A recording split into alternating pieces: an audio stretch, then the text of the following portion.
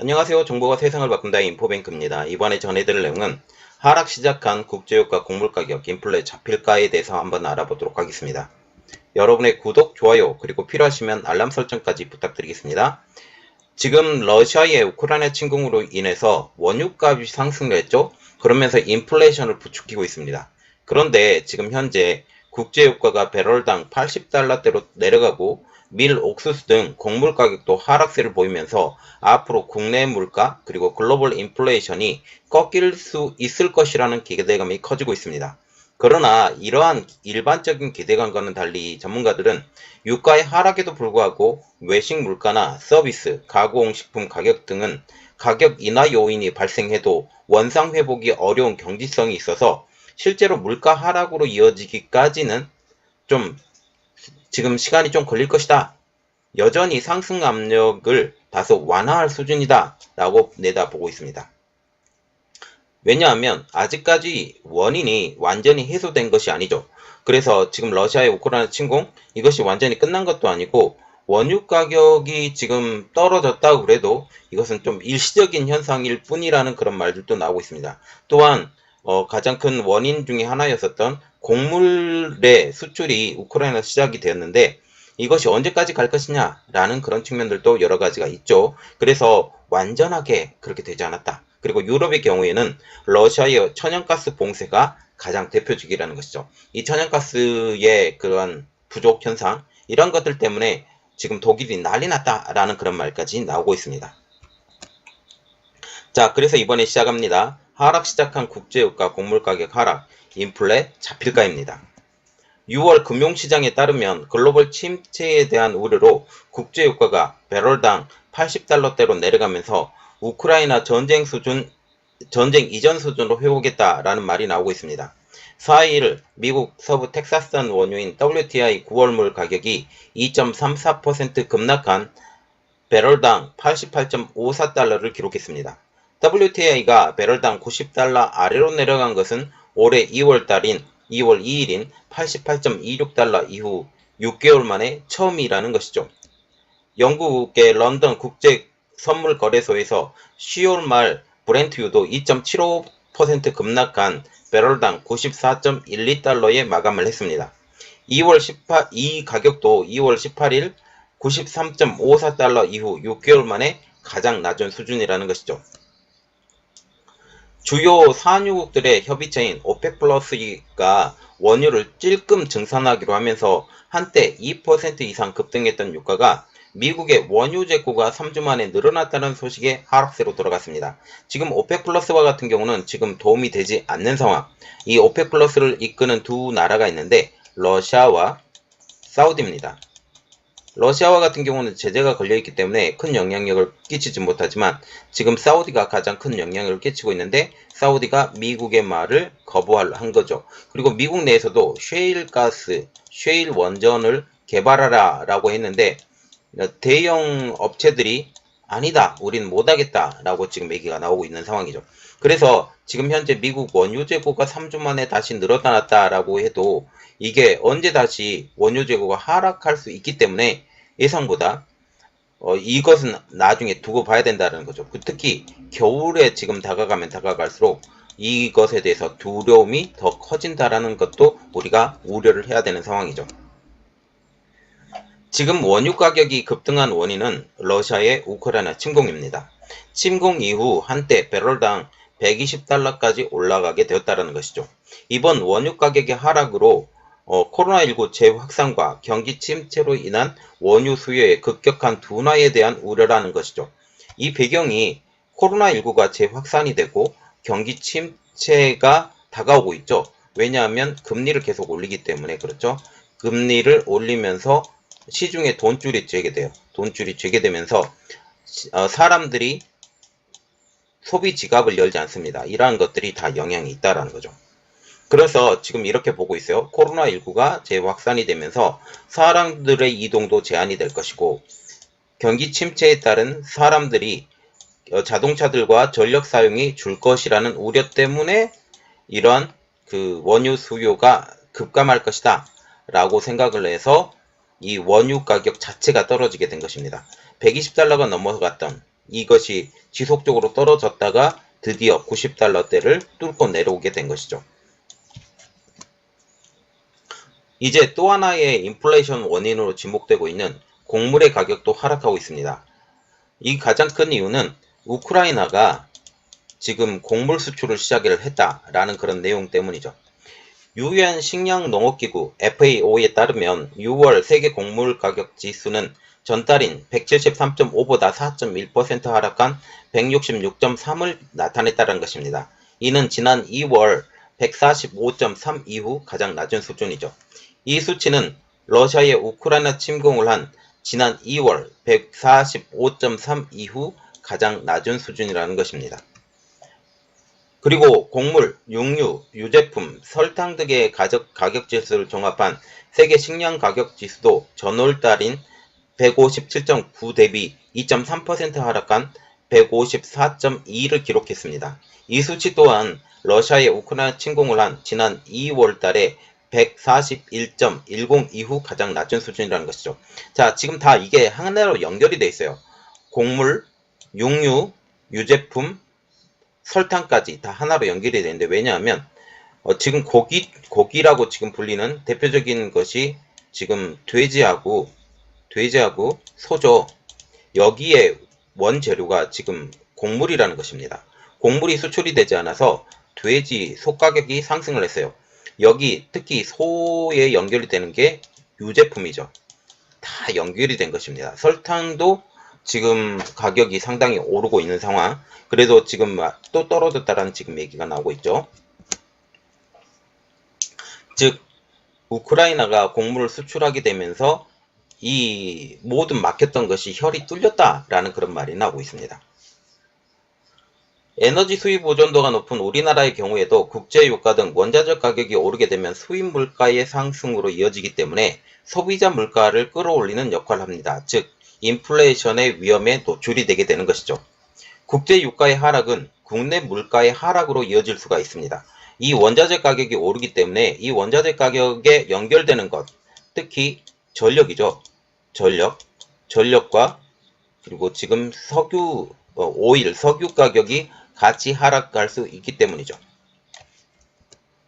하지만 국제유가나 곡물 가격이 앞으로 계속적으로 안정세를 보일지는 미지수입니다. 이게 가장 큰 문제라는 거죠. 왜냐하면 산유국들, 특히 오펙 플러스에서 사우디를 비롯한 오펙 플러스에서 증산에 소극적이에요. 증산에 소극적인 가장 큰 이유는 높은 가격으로 원유를 팔 수 있는 기회가 있는데 굳이 그 기회를 놓치고 싶지 않다라는 의미입니다. 또한 우크라이나 리스크도 여전히 남아있죠. 우크라이나 같은 경우는 지금 러시아가 일부 허용, 그러나 언제 또다시 그것을 막을 수 있을지 그 누구도 장담할 수 없다라는 사실이죠. 그리고 또한 전쟁으로 인해서 이 파종을 할 수 있는 시기를 놓쳤어요.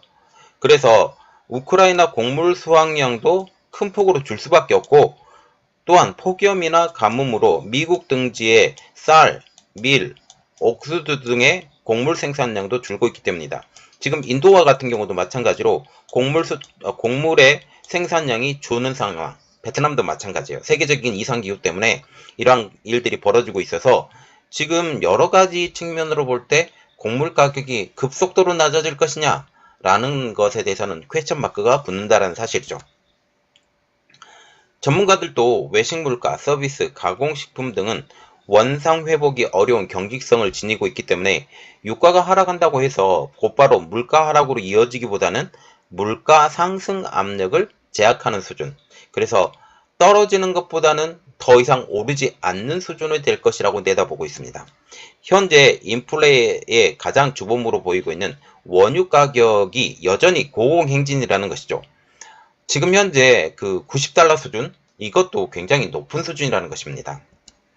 주원 현대경제연구원 연구실장도 물가가 높았던 주된 원인 중에 하나가 유가 때문인데, 유가가 하락하면 물가를 떨어뜨리는 역할로 작용할 수 있을 것으로 보인다라고 하면서, 다만 유가가 수입 단가에 반영돼 소비자 물가로 이어지는데 약 1개월에서 2개월가량 소요될 수 있기 때문에 이것을 체감하기까지는 좀 시간이 걸릴 것이다 라고 말을 하게 되는 것이죠. 그는 공업 제품은 바로 하락을 할 수 있지만 외식 물가, 서비스업 물가 같이 한번 오르면 안 떨어지는 경직성을 가지고 있기 때문에 실제 물가 안정으로 이어지기까지는 다소 시간이 걸릴 수도 있을 것이다 라고 말을 하면서 물가가 7월이나 8월에 정점을 보이다가 가을이나 연말쯤 상승세를 꺾일 것으로 예상한다고 내다봤습니다. 그러나 이 예측조차도 아직까지는 부족하다는 사실이죠. 정규철 한국개발연구원 KDI 경제전망 실장님은 유가는 한 달 정도 시차를 두고 국내 소비자 물가에 영향을 줄 수 있는데 휘발유 등 석유 가격 제품은 곧바로 영향을 미칠 수 있다. 지금 휘발유와 같은 경우는 바로바로 연동이 돼서 내려갈 수는 있지만 지금 원유 제조사와 같은 경우는 이미 높은 가격에 휘발유가 들어온 경우가 있었기 때문에 이것과 물타기를 해야 되거든요. 이것과 물타기를 해야 되기 때문에 바로는 떨어지지 않을 것이다 라고 지금 보고 있죠. 다만 이미 국내 서비스 물가가 많이 올랐기 때문에 유가가 하락한다고 해서 바로 내려가는 것도 아니고 추가적인 상승 압력을 제한하는 수준이 될 것이다 라고 말하면서 모든 전문가들이 지금 현재 이 모든 것들이 한번 올라갔기 때문에 다시 떨어지는 것들은 상당히 시차를 두고 내려갈 수밖에 없다라고 지금 얘기를 하고 있죠. 그는 유가가 현 수준인 배럴당 80달러 선을 유지하는 경우 수입 물가에 이미 반영되어 있기 때문에 국내 물가 안정에 기여할 수 있지만 우크라이나 사태 등 여전히 불안 요인이 많기 때문에 지속될지 여부는 더 지켜봐야 된다. 지금 가장 큰 문제는 이거예요. 우크라이나 사태가 언제 끝날 것이냐. 어떤 전문가들은 1년 이상 갈 수도 있다라고 말이 나올 정도로 이 상황이 어렵죠. 왜냐하면 현재 상황을 보더라도 중국이 난동을 부리고 있어요. 중국이 난동을 부리고 있기 때문에 중국에게 좋은 시그널을 보내면 안 됩니다. 지금 당장 이것을 편하기 위해서 이 중국에 좋은 시그널을 보내게 된다면 중국이 대만을 치고 나갈 수가 있어요. 이러한 상황 때문에 이것은 절대로 안 된다라고 생각을 하는 게 지금 유럽, 미국의 입장이죠. 지금 대만이 중국에 속한다라는 것은 미국의 입장으로 그리고 유럽의 입장으로서도 상상하기 어려운 상황이라는 것입니다. 그래서 유럽의 많은 의원들이 대만을 방문하는 이유도 여기에 있는 것이죠. 박상현 하이투자증권 연구원도 유가가 한 달 전에 비해서 10%가량 떨어졌는데 유가 하락이 전반적인 소비자 물가 상승세 둔화로 빠르게 이어지기는 힘들다 라고 하면서 특히 식품과 에너지를 제외한 근원 소비자 물가가 둔화되는 데까지는 시간이 좀 걸릴 수 있을 것으로 보인다라고 하면서 모든 전문가들이 똑같은 공통된 의견을 보이고 있다라는 거죠. 이미 만들어진 제품들은 이미 유가가 많이 반영된 상황, 높은 유가가 많이 반영된 상황이죠. 왜냐하면 여기 전기를 사용하기 때문에 전기료가 인상이 조금 되었던 상황이 있었다. 그리고 여러 가지 베이스가 되는 다른 물가들도 전체적인 상승이 있었다라는 그런 측면까지 우리가 보면 수도, 전기, 그리고 다른 유가들 이러한 것들이 다 그 물가 안에 메모리 돼야 되거든요. 메모리 돼야 되는 그런 것들도 다 생각을 해야 된다라는 사실이죠. 또 다만 유가가 배럴당 80달러대 수준으로 유지한다면 물가 10월 정점 가능성에 더 힘을 실어줄 수 있다라고 하면서 장마철과 추석, 전기료 인상을 앞두고 있어서 당분간 6%대 물가를 지속할 것이라고 내다보고 있습니다. 자, 지금 보시면 한국과 같은 경우는 어느 정도 이러한 물가 안정이 될 수도 있다. 인플레이션은 지금 현재 수준에서 어느 정도 당분간 꺾일 수도 있고 금리가 인상이 되면서 인플레가 상당히 꺾일 것이다 라는 그런 측면이 나오고 있죠. 지금 미국과 같은 경우는 지금 동향보고서에서 지금 여러 가지 동향보고서를 보면 다시 한번 자이언트 스텝을 할 수 있다라는 분위기가 나오고 있어요. 이렇기 때문에 이러한 상황에서 이러한 고용보고서와 같은 경우가 지금 상당히 예상보다 강력했기 때문에 다시 한번 금리를 자이언트 스텝으로 올릴 것이다 라는 말이 나오고 있어요. 그러면서 글로벌 시장에는 지금 암문이 깃돌고 있는데 이 암문이 깃돌고 있다는 것은 경제 침체를 생각을 할 수 있어요. 경제 침체가 계속되고 있기 때문에 유가는 점차적으로 하락할 것이다 라는 그런 얘기가 나오고 있다는 사실이죠. 이것에 대응해서 지금 오펙 플러스와 같은 경우도 증산에 소극적이라는 거죠. 자기들이 이미 받아서 누리고 있는 이러한 수준을 계속 누리고 싶어하는 그런 생각. 특히 사우디도 마찬가지고 사우디가 지금 미국에 되게 비협조적이죠. 이러한 상황들을 여러 가지 지켜보게 되면 유가가 우리가 생각하는 것보다 상상외로 뚝 떨어질 것이냐, 이렇게 하려고 하면 가장 먼저 필요한 것이 미국의 셰일가스가 더 많이 개발이 돼야 돼요. 셰일가스가 개발이 되고 셰일가스의 증산을 통해서 미국의 원유 재고량이 상당 부분 늘어나게 되면 이 모든 것들이 이렇게 해결이 되는데 이게 안 되는 거죠. 여러 가지 측면을 볼 때 인플레이션은 어느 정도 꺾일 수 있다. 그것은 금리 인상을 통한 인플레이션을 꺾일 수가 있지만 이 지금 현 수준을 통해서 인플레이션을 꺾는다? 이것은 어렵다라는 거죠. 그리고 인플레이션을 꺾였을 때 다시 금리를 내리는 그런 수순으로 다시 내려갈 수 있다라는 것까지 우리가 보면서 이 상황이 어떻게 변할지 우리가 같이 지켜보도록 하겠습니다. 이번 내용은 여기까지 하겠고요. 저희 내용이 여러분들에게 도움이 되셨다라고 생각을 하시면 구독과 좋아요 그리고 필요하시면 알람 설정까지 부탁드리겠습니다. 감사합니다.